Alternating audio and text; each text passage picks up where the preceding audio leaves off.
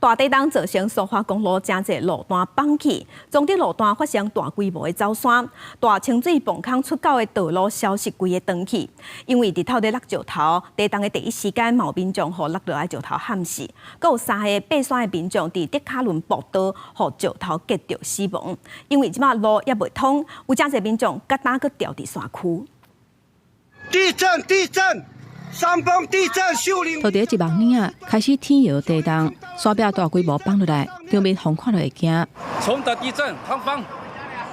地震撼得真厉害，大桥山中的路段大面积崩山，为海顶远远看去，规粒山是硬蓬蓬，看无清水断崖。直升机高空勘察，土石是一直放落来，四界是规拢土粉。苏花路龙几个路段灾情是真严重，大清水泵坑外口规条路崩落，山规个无去。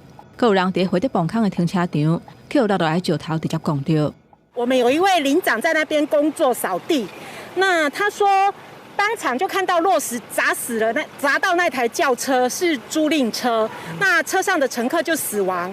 甚至还有爬山的人，伫德鲁古国家公园的坠落古道爬山，其中3个人去有落落来石头撞到，抓无命。土石的崩落，所以有3位在追鹿古道，这个受到我们山崩的部分，也目前已经 OK。这个地震估是苏花路龙都夺走几啊条性命，包括大桥线、大八线、大11线，路崩去的情形是拢真热烈。